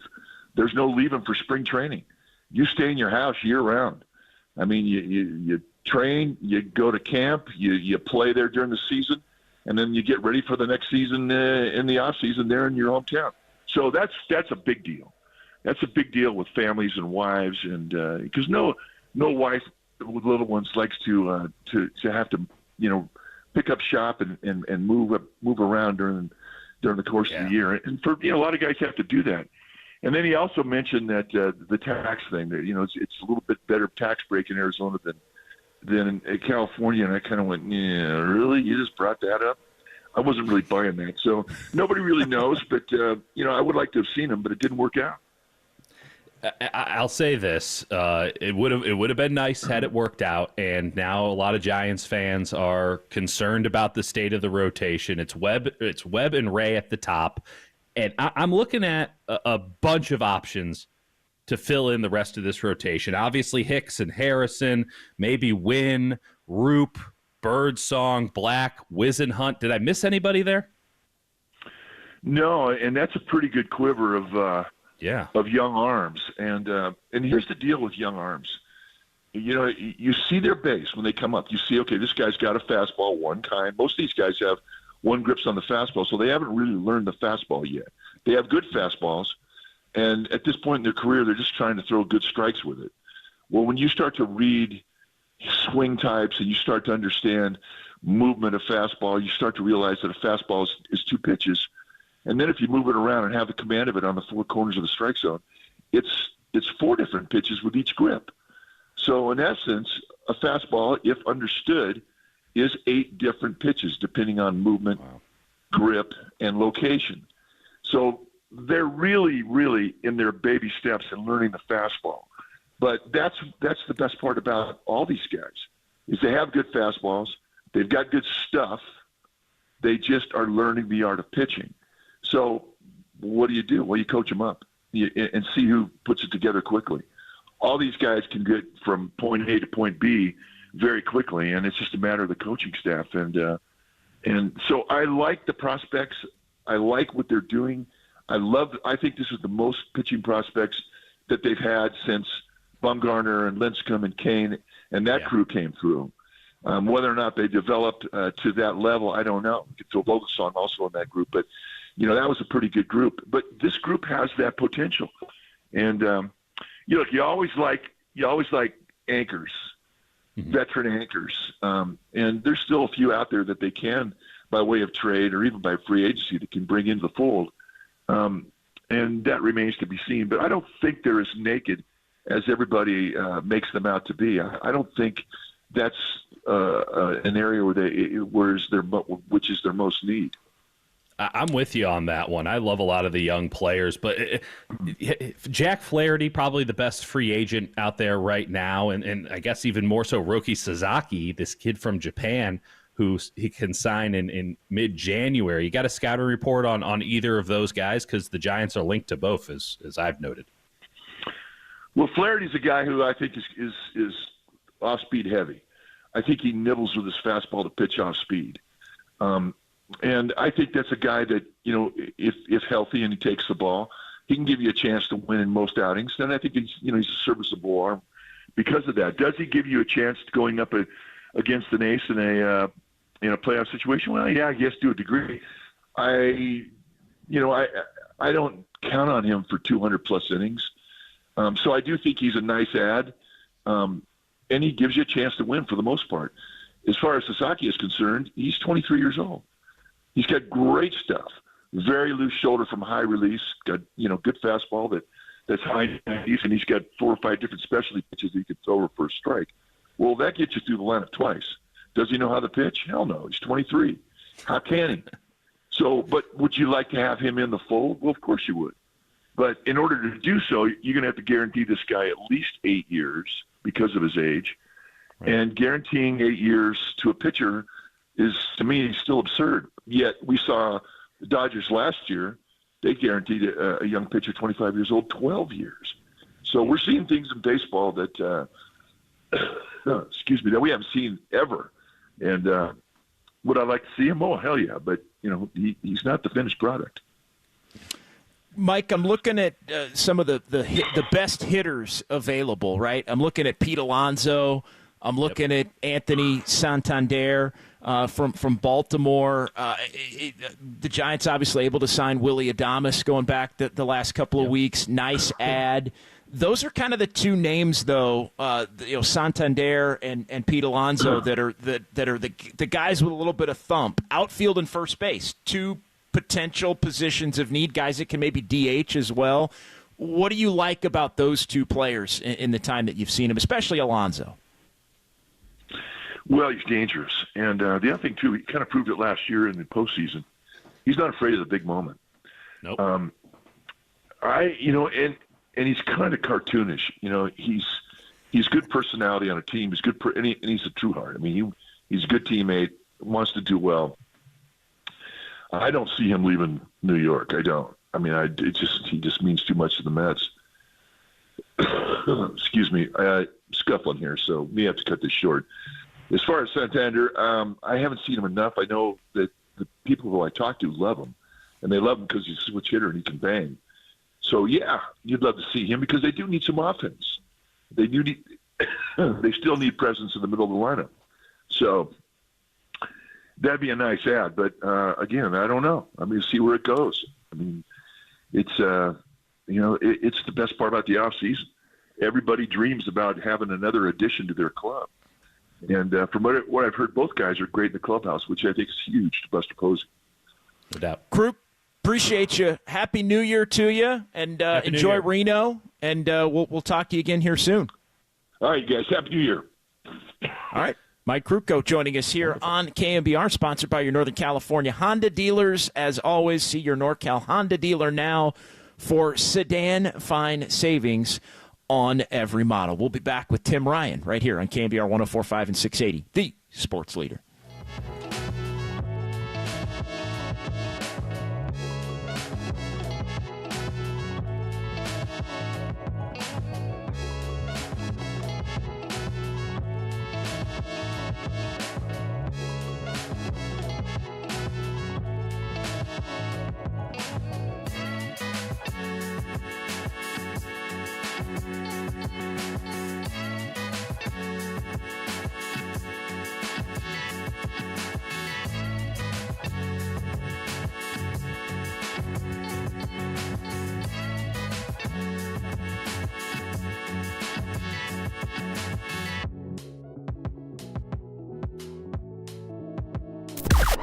Now, from the O'Donnell Financial Group Sports Desk. Learn more at odfigroup.com. O'Donnell Financial Group, because planning is a process, not a product. Keep it locked on KNBR for the Reliquist Bowl between Alabama and Michigan this morning, starting at 8:30.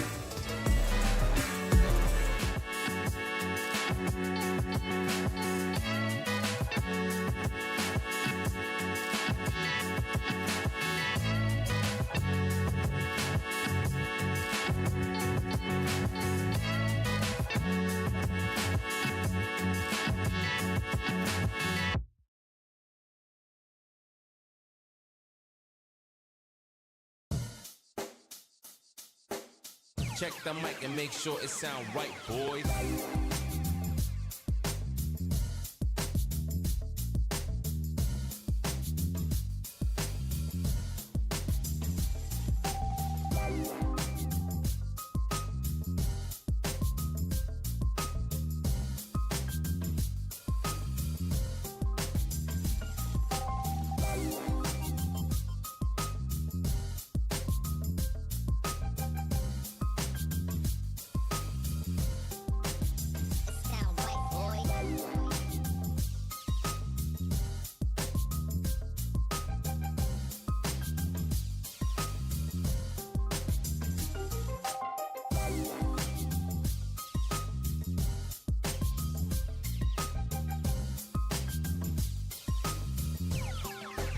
It sound right, boys.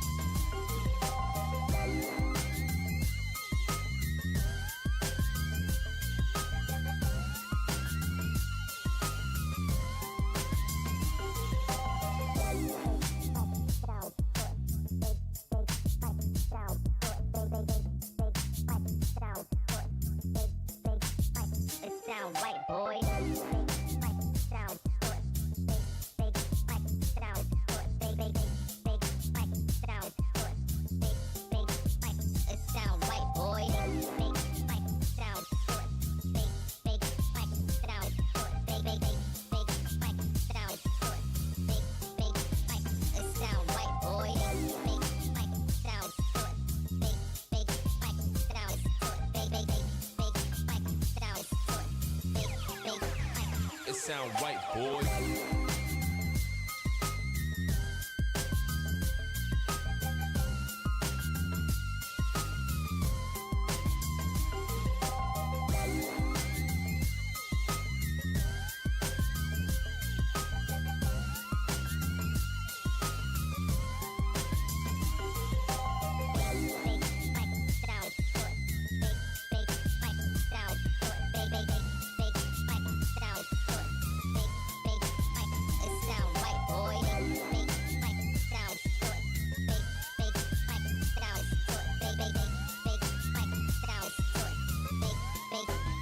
It sound right, boy.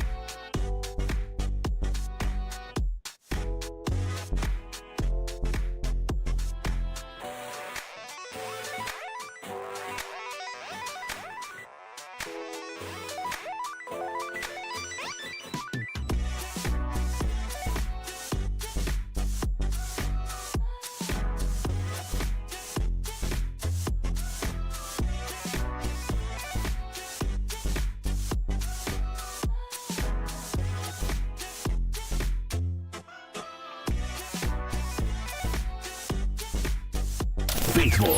You need some syrup for that pancake. Now here's 49ers color commentator Tim Ryan on KNBR 104.5 and 680, the sports leader. And Tim Ryan, sponsored by the Contra Costa Office of the Sheriff. Apply for your new career in law enforcement at cocosheriff.org today. And also brought to you by Dignity Health, the official healthcare partner of the San Francisco 49ers and Levi's Stadium. Tim, thanks for joining us. It's JD and Dieter Kurtenbach here on this Tuesday morning. How are you? Fun game last night. Yeah, it was fun. Dieter, JT, Happy New Year to you guys. Happy New Year. Yeah, thank you. I thought, here's what I loved. I thought the Lions wanted to come in their redemption game after last year in the NFC Championship and losing that game in the second half and really assert their will over the 49ers. A wounded and beat-to-hell football team all year long, 6-9, wanted to step on their neck, wanted the pride to pounce on them for 4 quarters.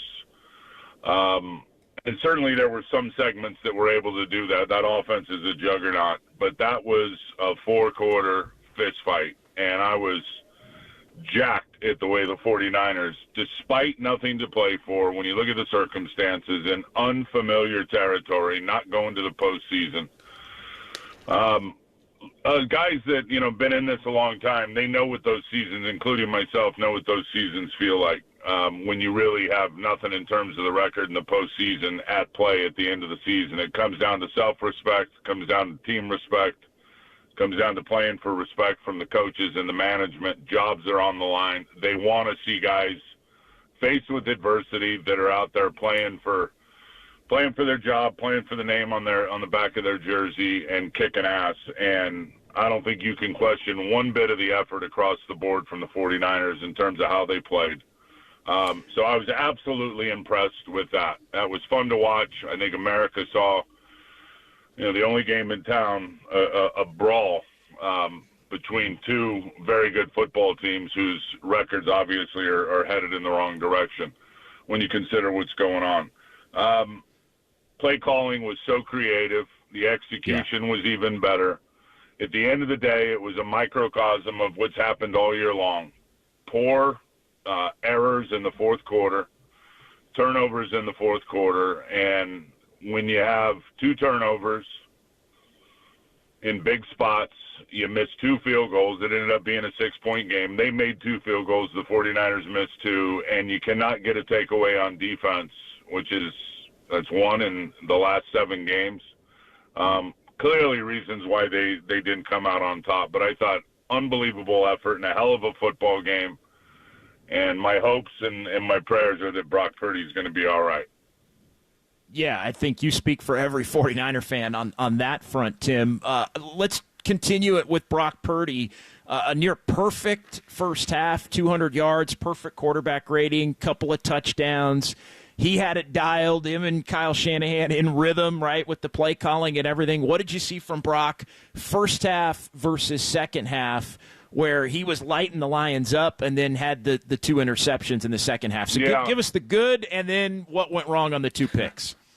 Well, I mean, what do you have? 35 pass attempts, so 33 of them were really good, and even the ones that he didn't complete. Again, I thought the execution and the play calling and all the misdirection stuff, and had that defense totally off balance. Love when they move Brock around the pocket, whether it be keepers or little dash passes, everything coming off the play action, just getting him off the midline. Interesting that both of those interceptions happened right on the midline, which means behind the center in the middle of the pocket. And two errors. I mean, I love Brock, but you got to call it the way it is. The first one, I don't know if the defensive lineman, I haven't watched the tape yet, but if I remember defensive lineman right in the middle, that's what people do. They're going to squeeze the pocket around Brock. They don't want to give him escape lanes. They don't want to give him throwing lanes because he's 6'1" or whatever it is. So they clog things up on the inside, and guys get their hands up. I don't know if that's what he saw, and he let that ball sail to Ricky on the first one, which obviously it did. Ricky was open. You'd love to, put that thing on the body when you're throwing over the middle of the field. No higher than the face mask for sure. Right. I just don't even like, tip opportunities over the middle of the field. So that was a bad throw. And then the second one, and I believe it was on a first down, again, on their side of the field. And I just don't think he ever saw the guy. I don't know if he was anticipating, 3 deep, and it was 3 deep, but there's versions of 3 deep. There's what looks like cover 3, and then with the depth and the way the corners play and how the safety steps up, still 3 deep, but it ends up being kind of that 2-buck look.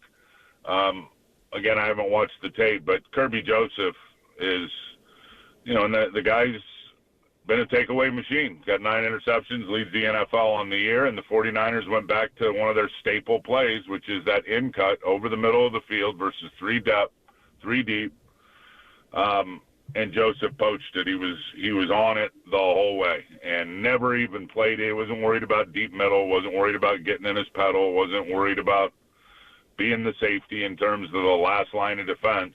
He put his eyes on Brock, anticipated what the play was going to be, and poached that route for a humongous interception. So first one, bad throw. Second one, bad decision to let it sail. But, Rock, what does it say about Purdy and Kyle and the offense that this team that's struggled so much against man-to-man, and you've just seen team after team come in and say, we're going to play man-to-man. It might not even be our style as a defense, but we're going to play man-to-man against you. We're going to dare you to beat us. And you've seen this team struggle. They go up against a team that plays almost nothing but man-to-man, and they're able to cook the way that they were able to cook. I mean, that speaks volumes for 25, right?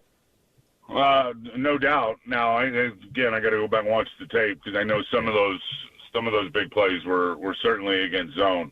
But they do play a lot of man, and Ricky Pearsall was drafted to beat man. Ricky can beat man. Ricky could do it from the day that he got here before he hurt his shoulder. He's just got some shake to him. He's got certain quickness when he puts his foot in the ground, and he can create separation. I don't care who's covering Kittle. Man, zone, it doesn't matter. He's a matchup problem.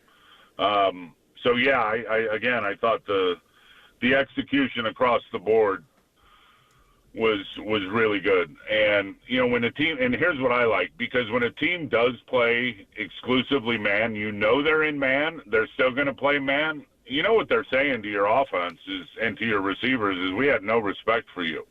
Right. We're going to lock you up. We're going to get in your hip pocket, and we're going to kick your ass for 4 quarters. What an opportunity for the receiving corps.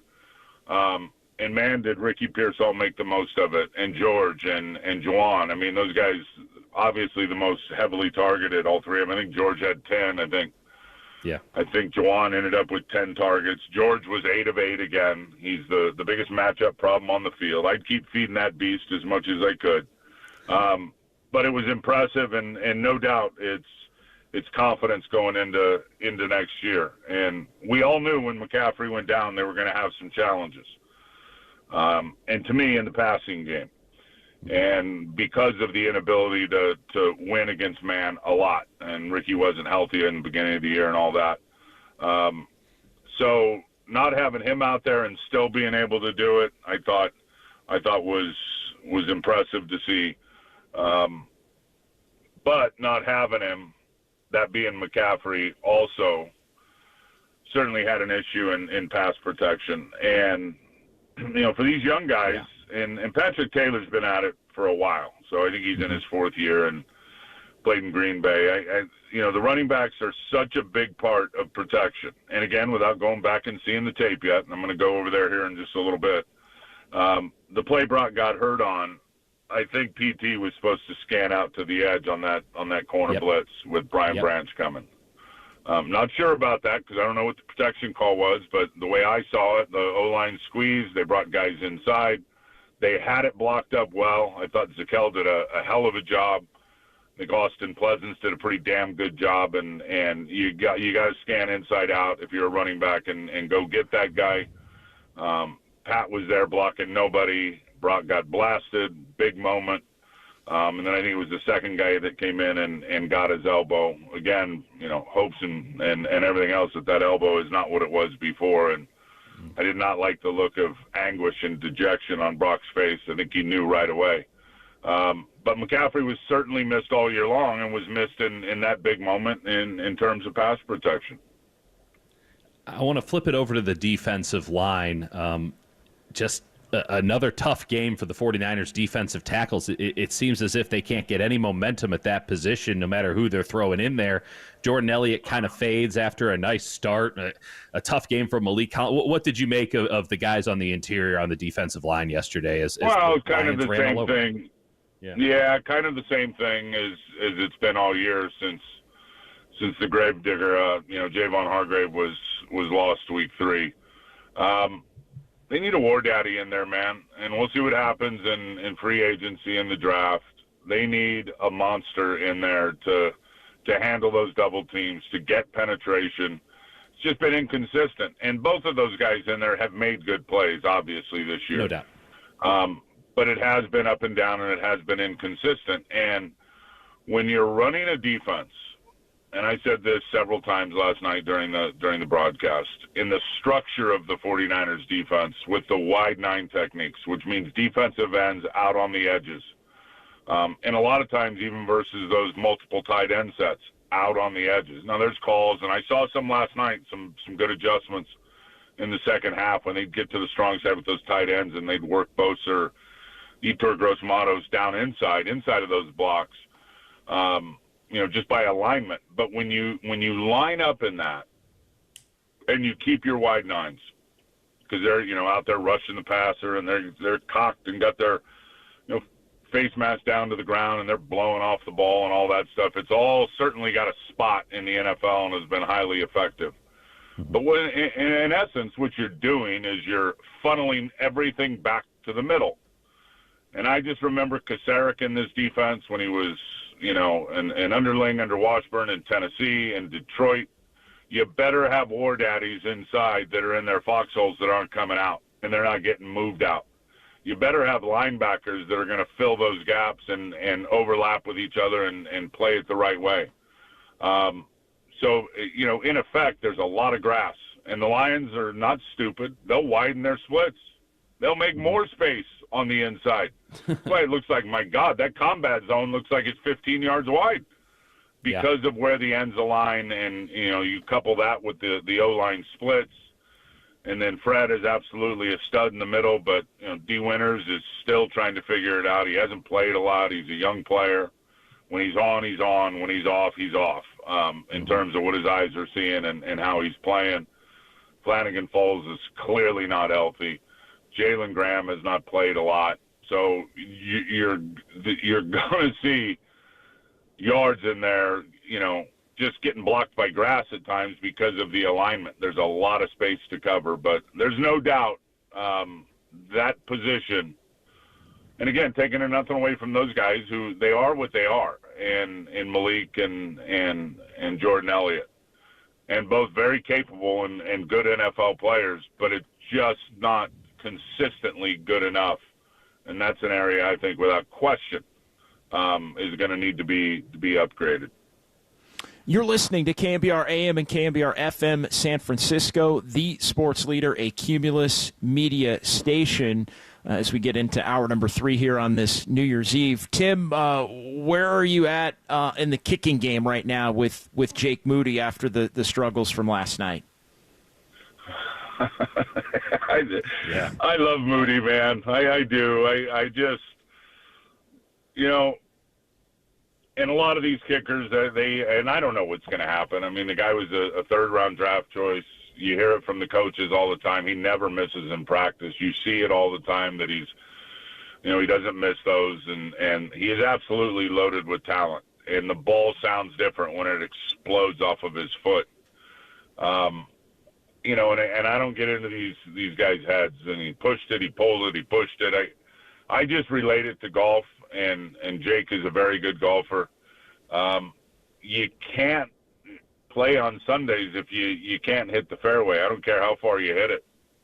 You can't play on Sundays, and for all the marbles on a championship Sunday if you can't consistently hit the green on that 200-yard par 3. And that's just kind of what Jake's going through right now since the ankle injury. He can't hit the fairway on the long ones. He can't hit the green on the shorter ones. I think he's 10 of 18 or whatever it was. I think it's absolutely in his head. Again, I don't venture into the grill of those kickers. Moody asked me what my handicap is. I tell him my handicap's right between my ears. And I think that's I think that's what he's going through right now. So, man, I hope he gets it figured out. He's got one more game to do it going into the off season. But I think at a minimum, and I know the fans, they look at kicks, and there was certainly some kicks that could have won the 49ers some games this year. There was kicks that could have won them games last year. They didn't happen. You guys know me. I'm not on social media. I don't partake in that. That's I don't smart. partake You're in smart, that man. at all. I go to work and I see what I see. But, everybody in my family, like everybody else, is glued to their phones. And even if all of us are sitting in the living room at home, I'm still sitting on the couch by myself, unfortunately, because they got their phones in their faces. I hear it. I hear my wife's a super fan. I hear it from her constantly. I hear it, what people are saying. Moody's got to go. I think at the very minimum, you got to bring in some competition next year and let the best man win in terms of how they kick, in game. Two defensive players I want to touch on you with here before we let you go, and appreciate all the insight here. Great stuff, as always. Nick Bosa playing injured and playing like that injured. Imagine what this guy could do healthy. He's an unbelievable player, and I got to get a shout-out in for Renardo Green. I thought he had some really nice reps yesterday. What'd you make of both of those guys? Yeah, the play in the end zone was great. Unbelievable. So, yeah, I don't have to imagine what it would look like with both when he's healthy, because I've seen it for 5 or 6 years. So no imagination needed for that one. What a stud, man! What a guy that loves the game. It's obviously loaded with talent, but he's a great football player. Yep. A lot of guys with a lot of talent. A lot of guys with rare talent. But the way Nick plays football, and you can see it in the run, you can see it obviously in his rushes.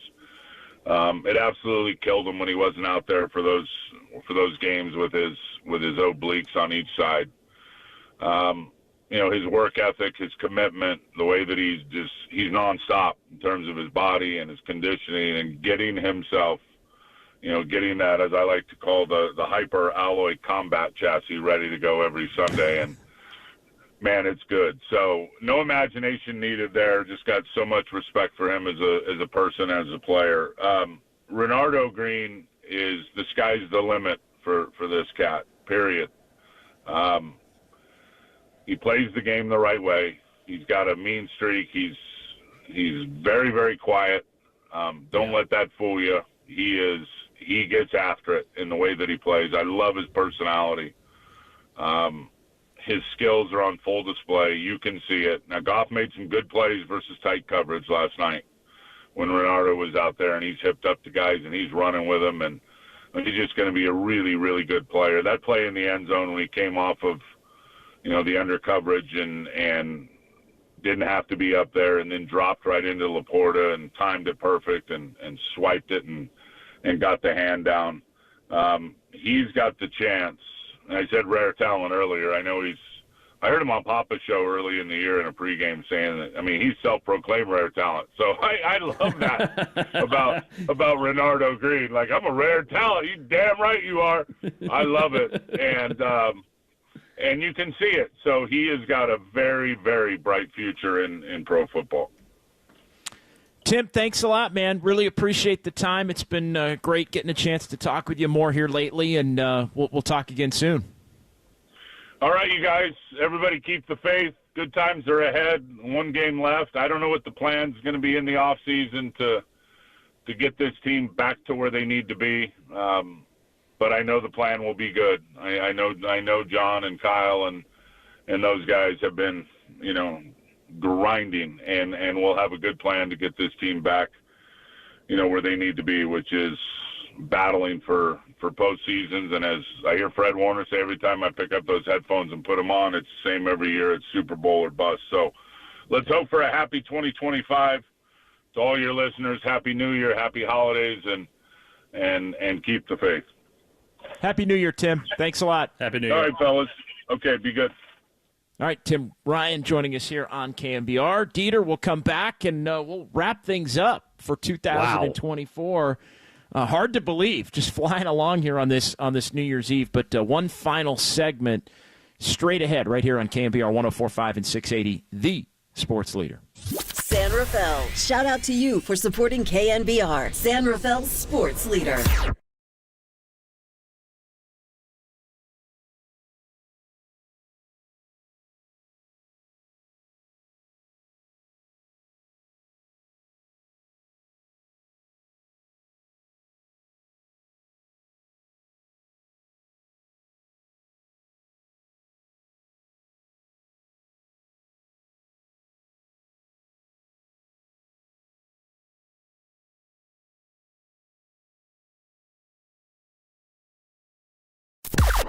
Now, from the O'Donnell Financial Group Sports Desk. Learn more at ODFIGroup.com. O'Donnell Financial Group, because planning is a process, not a product. Keep it locked on KNBR for the Reliquist Bowl between Alabama and Michigan this morning, starting at 8:30. You can hear that live on the KNBR app and on KNBR.com.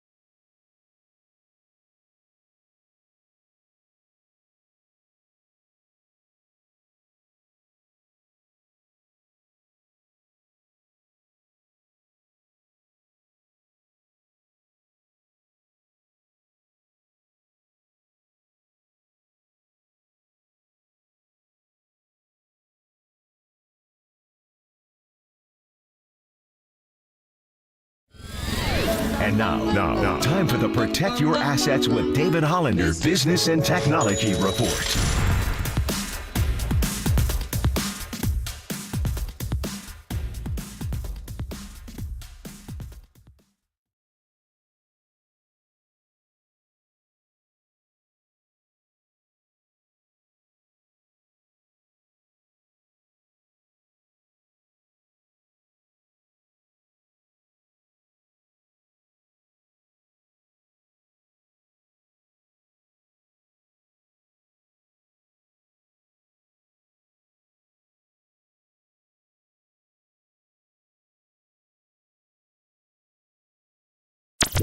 Murph and Marcus want to know, what did young Tony learn today? Well, so the joke is he's very, very young and innocent. Hey, I know that now, okay?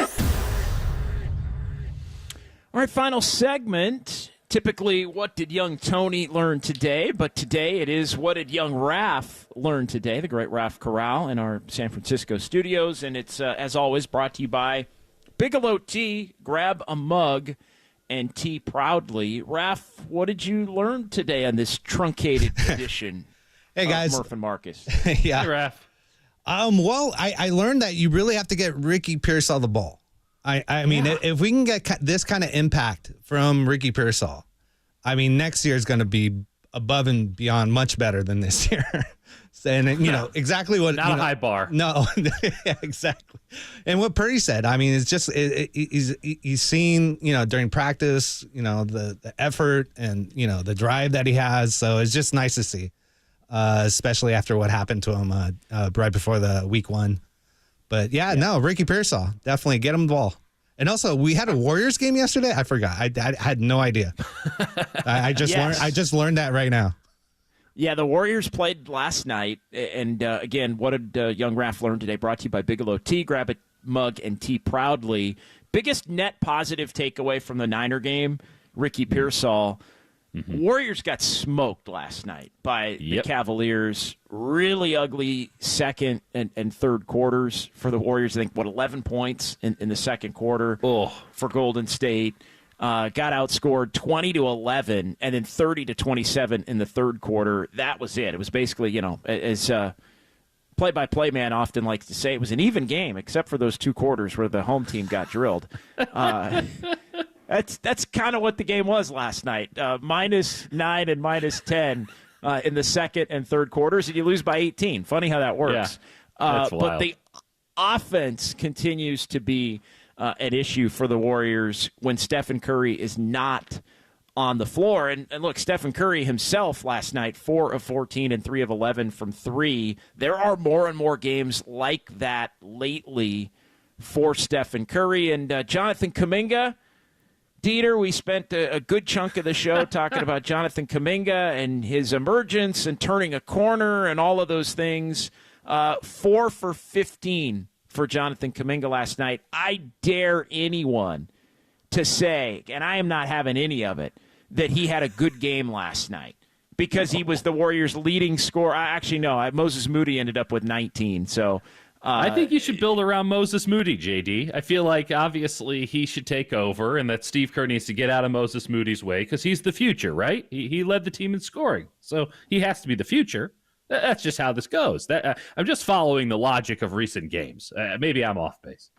No question. And so look, 4 of 15. He did Kuminga 10 of 14 at the line. So they did the force feed Kuminga thing.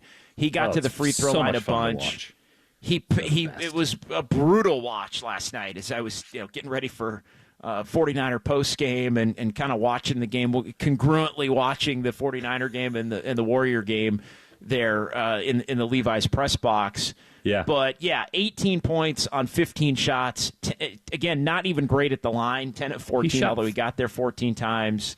A corner not turned for Jonathan Kuminga. He shot 30% on twos.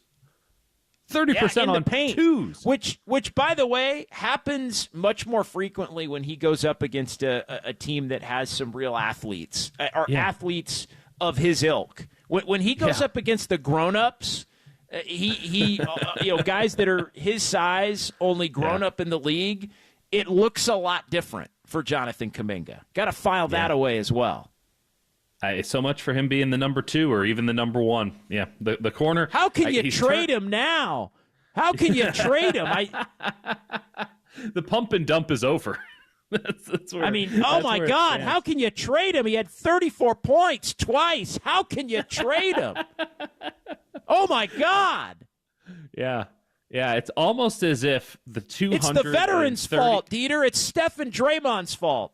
Draymond was not good last night. Oh no, he was not. He was not. It was a bad scene. Andrew Wiggins was terrible last night too. I mean, I'm not going to pretend like I was super plugged in on the game, but every time I watched, it's like, oh, Andrew Wiggins got blown by again, and whoop, Andrew Wiggins got. There is something just deeply incongruous about this Warriors team right now because Wiggins is not the point of attack defender that he used to be, and he's still plenty good at it, but you're not getting that. They can't move Schroeder in there yet because they don't trust him. And Kuminga is a terrible defender near the basket. Like he's just constantly like, oh, that guy got behind me. This, like, you want Kuminga out on the perimeter, but you can't do it because he's a 4. So there is something off. There was a play last night where he lost. I think it was Niang. He lost on a wide open 3. And Dennis Schroeder just visibly like, dude, what are you doing? Like completely falling asleep on a guy that was 3 feet from him and let him get an open look because Kuminga also defensively is he's one of the overhelpers. He's a big part of the overhelp brigade. Oh, he sees the ball and he's like, I have to be near it. And it's like, not your job. Please don't do that. And he's like, but what if I think about it really hard? Maybe they'll come my way. And meanwhile, the ball does come his way to a guy that he just lost focus on. Except for the time where you're guarding your man out of bounds and Austin Reeves drives right by Andrew Wiggins and right by you for the game-winning layup in the closing seconds. And you stick to your man on that one. Yeah. Well, that's because every assistant coach was in the huddle like, don't leave your man. Don't leave your man. Don't let Rui get a wide-open 3 in the corner. They were so concerned about that, and he followed it to a T. No basketball. The guy has no feel for the game of basketball. Like I'm starting to sound like Stephen A. Smith doing the Kwame Brown, he's a bona fide scrub speech. But like, where's the feel? Where's the craft of basketball for Jonathan Kuminga? Mac McClung can jump high. You're not asking to build the team around him. Like Derek Jones Jr. can jump high. Just because you're athletic doesn't mean you're a great basketball player. And sometimes it looks that way, but there is a lot more to this game than just being an unbelievably awesome athlete, which Kuminga unquestionably is. There's the mental aspect of it. There's the art of it. That's why we watch it. And honestly, the issue with the NBA right now is that there's not enough art. There's not enough craftsmanship. It's very rote. It's very formulaic.